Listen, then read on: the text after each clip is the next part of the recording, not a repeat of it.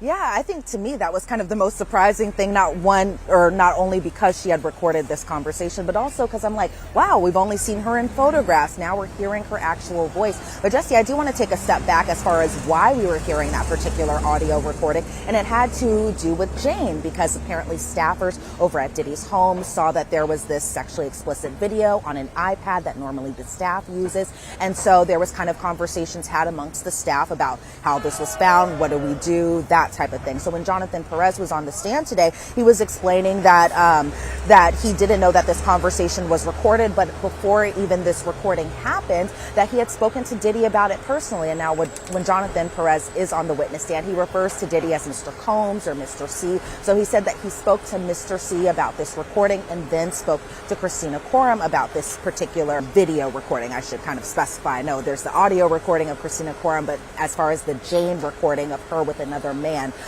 Jonathan Perez said he spoke to both Mr. Combs and Christina Corum about it. So then the conversation is brought back up again weeks after this initial conversation was had. And so we did hear this audio recording from KK and Jonathan Perez. It was dated January 30th of 2023. And I tried to write down as much as I could because finally and thankfully we're able to see the exhibits. So we finally were able to see the transcript. So I was trying to write down as much as I could. But Christina Corum is kind of like, I don't know how to bring this up. Bring that Bosu ball over here and sit on it so that you aren't standing. It was brought to my attention last night. And tell me step by step what happened. An outside person brought it up. Did you talk to anybody about this particular recording of Jane? Now, she didn't say, Jane or anything like that, but did you talk to anybody?